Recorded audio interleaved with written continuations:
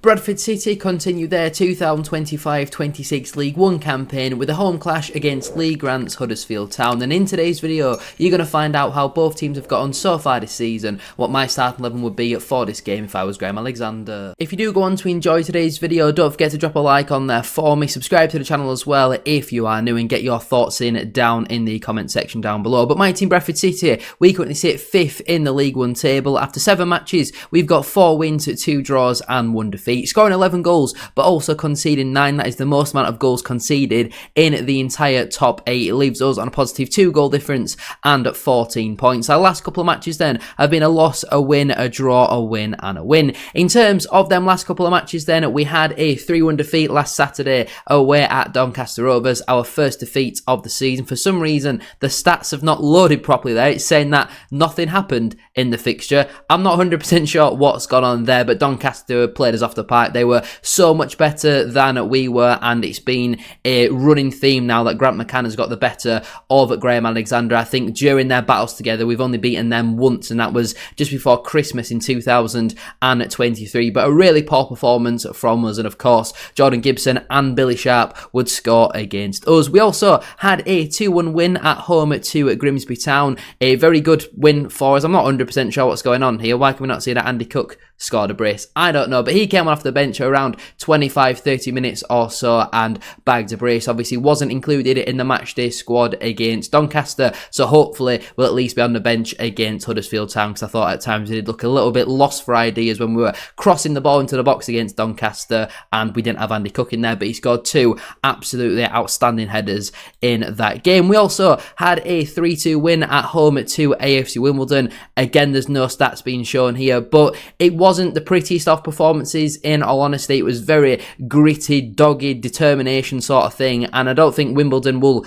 I don't think Wimbledon will concede many goals this season. They have conceded like 11 goals in their last 3 matches, but we were the start of that, and despite going behind twice, we still came back and won at the football match, so a very big 3 points for us, and we have won every game so far this season at Valley Parade. Not just unbeaten, won. We are very strong at Valley Parade. We also had a fantastic 3-0 win away at Stoke City, one of the best performances I've seen in a number of years. We were absolutely outstanding. To say it was largely our rotation players who played in this game. We were absolutely brilliant, thoroughly deserved the victory. Nice to see Brad Halliday take his opportunity as well in that game, and yeah, we were absolutely outstanding. That could have been 5 or 6, and we also had a very disappointing 1-1 draw away at Peterborough United. Always frustrating to concede so late on. This is still Peterborough's only point they've picked up of their season so far. Nice to see Will Swan on the score sheet again. It was a very well taken goal, some great pressing from Alex Patterson, but a disappointing goal to concede, and in the manner that we've done it as well so late on, and that was certainly a couple of points dropped. But away from home we have always been a little bit iffy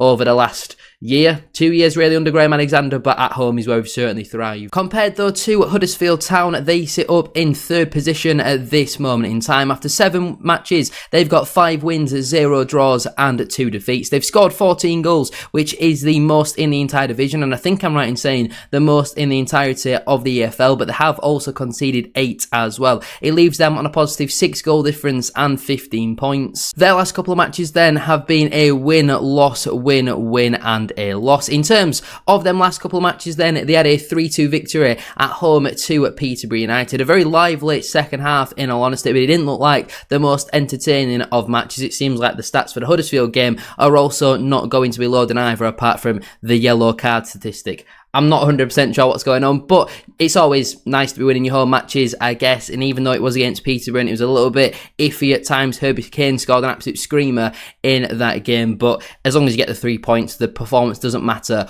all too much. They also had a 6-2 victory at home to Newcastle United's under-21s. We played them last campaign, ended up drawing 2-2 and losing on penalties. But I feel like a lot of teams take the EFL trophy as just kind of we'll play the fringe sort of players in that one. But looking at your 2 first goal scorers in Watmore and Harness, Huddersfield have clearly taken this competition very seriously, and whenever you score 6 goals at home, you're never really going to complain all too much. They also had a 3-1 defeat away at Barnsley. Owen Goodman, their goalkeeper, getting sent off in that one, so he still will be banned for this game, and even the Huddersfield goal was, a massive mistake from Nathaniel Ogbeta. Davies Keeler-Dunn with 2 very well taken goals and a great finish as well from Luke O'Connell. Barnsley have looked strong so far this campaign, and again, again, losing with 10 men I don't think is the end of the world from Huddersfield perspective. They also had a 1-1 draw, winning 6-5 on penalties away at Premier League Sunderland in the second round of the Carabao Cup. Absolutely outstanding win for them. Looking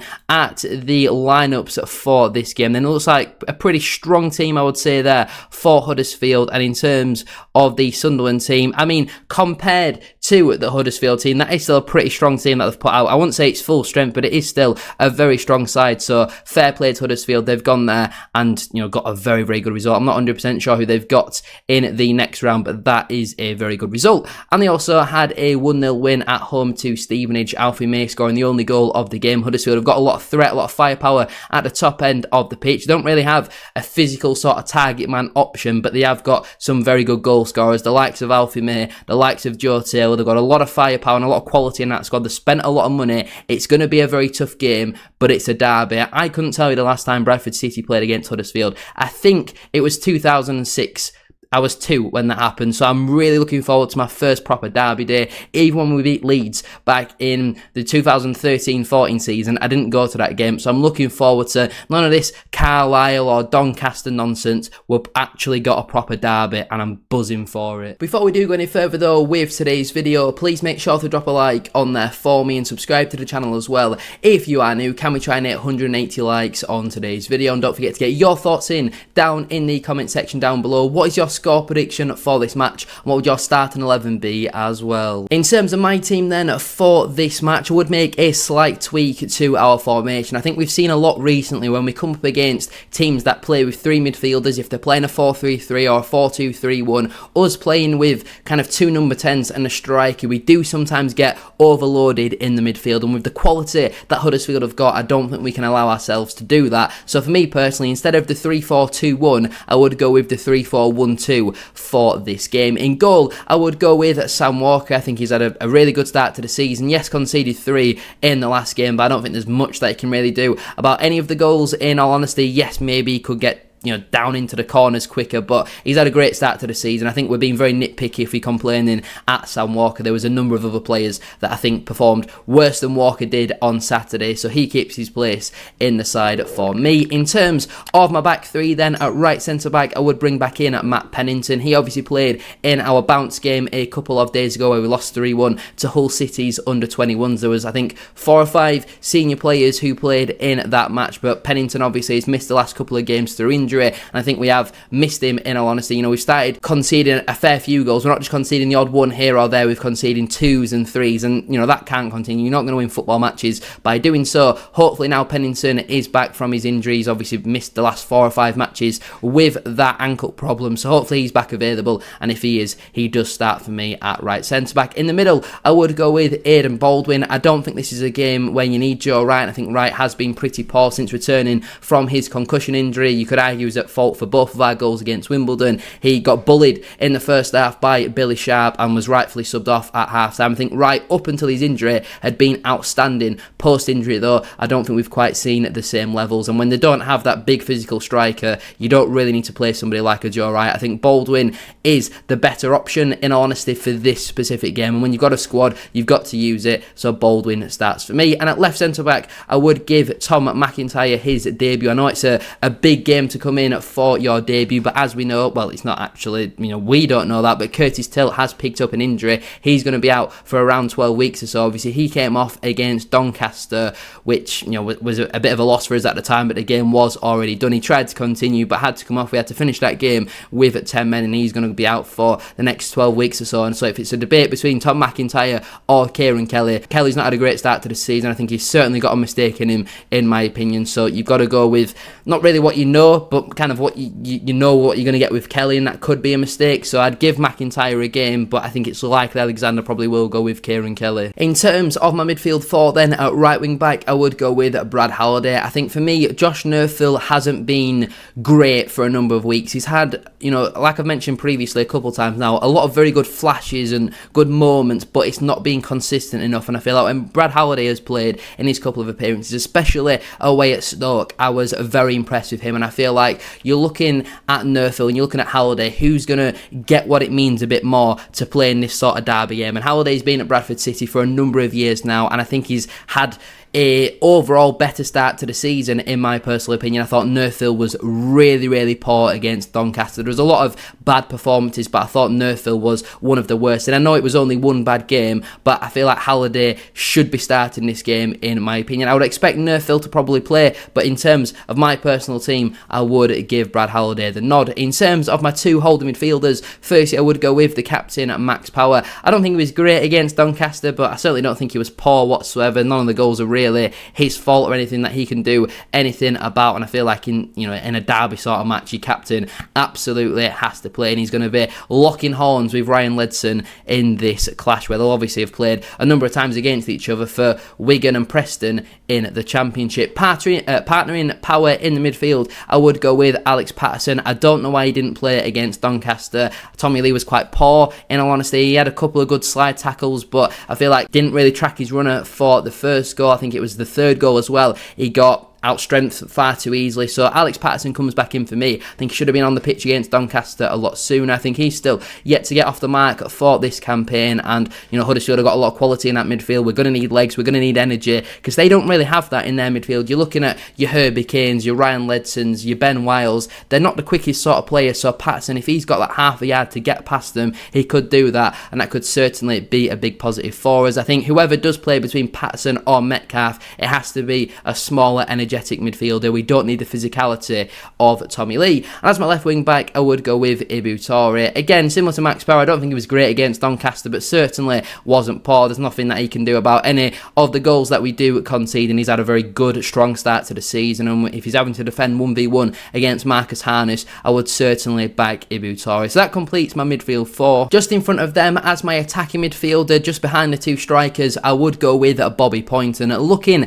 at our attacking midfield options for this game, I certainly feel like Poynton suits it the most. He scored in all three of our home league matches so far this campaign. He's a boyhood Bradford City fan. He epitomises everything that you're going to want on that pitch on Saturday. I'm sure he's going to run until he physically can't anymore on Saturday. And you look at Sarsvik, he's had a really poor start to the season, and he was awful against Doncaster. We need to see Sars step up his level. We've seen George Lapsley this season, and while he's got goal contributions, I feel like his overall performance hasn't been amazing and wild, mate, so far, but he might be a decent sub on off the bench potentially. Nick Powell, I don't think he'll be fit enough to play in this role at this moment in time, in my opinion, and you're not going to play somebody like a Tariq Wright central, for example. So Poynton for me, he's had a great start to the season at home. Again, away from home, I've still got a few question marks about him and a few other players, but at home, Bobby Poynton for me is one of the first names on the team sheet, so he definitely should start. Into my two strikers then, at first I would go with Will Swan. For me, he's probably one of the first names on the team sheet. He absolutely has to start this game. I think he's got 6 goals already so far this season in Bradford City colours. You go back 4 or 5 years ago, we'd be outstanding if a striker got 6 goals across a full campaign, never mind by the first week of September. He's had a great start to the season. I think he's got 4 in the league. I want to say now I've been really impressed with Will Swan. I thought at the time it was a brilliant signing, and now he is already proving to be that, and hopefully he can come up with yet another goal. I think he scored in his last 4 league matches for Bradford City. I want to say, I could be wrong, let me know down below. You might need to correct me, but I'm pretty sure I'm right in saying he has scored in his last 4 league matches. And partnering him as my other striker, I would go with Stephen Humphreys. Again, he's similar to Josh Neufville, where we've seen flashes and glimpses from Humphreys, but we've not quite seen, I don't think consistently, some very good performances in a row. And obviously he was on the bench on Saturday against Doncaster, and I feel like with Swan scoring goals, Andy Cook's scored more goals in 25 minutes than Humphreys has done all season so far. I'm not 100% sure as the lone striker that is going to suit Stephen Humphreys, but I think if you have Swan centrally, Poynton and Humphreys have then got the freedom to kind of roam wide and all that sort of stuff, and I think that could certainly work for Bradford City. Let's see Swan and Humphreys as a front two with the creativity of Poynton behind. I really do think that could work very well as a front three, in my opinion, as long as it's structured like that. I don't want to see Swan playing off the right wing, for example. Play them out like this against Huddersfield, and I really do think it could work. On the bench then for me, that would leave Joe Hilton, Josh Neufville, Joe Wright, Tariq Wright, Jensen Metcalf, Nick Powell and Andy Cook. The players currently unavailable are Neil Byrne. Despite being been back in training for Bradford City. I don't think he's probably going to be available for selection until maybe not even the Cardiff game. Maybe it might be the Newcastle match, in all honesty. Obviously, Curtis Till, who is going to be out probably for the next 12 weeks or so, and also Callum Kavanagh. So the players who miss out then through selection will be Zach Hadey, Kieran Kelly, George Goodman, Tommy Lee, Anthony Sarcevic, and George Lapsley. Again, there's some very talented players who don't even make it onto my bench. But looking at recent performances, looking at also positions which might need to be covered throughout the game, I do feel like I've selected the strongest possible team, the strongest possible bench. Let me know down below what you would change and why you would change it as well. But anyway, I'm going to leave it there then for today's video. If you have enjoyed, please make sure to drop a like on there for me and subscribe to the channel as well. If you are new, can we try and hit 180 likes as I mentioned at the start of today's video? And don't forget to get your thoughts in down in the comment section down below. What is your starting 11 for this game and what is your score prediction as well? Head over to more SHD to find out all of my Game Week 8 League 1 score predictions. Thank you all for watching. Have a great rest of your day and up the chickens. We have to win. There's no two ways about it. This has to be 3 points because it's about more than 3 points.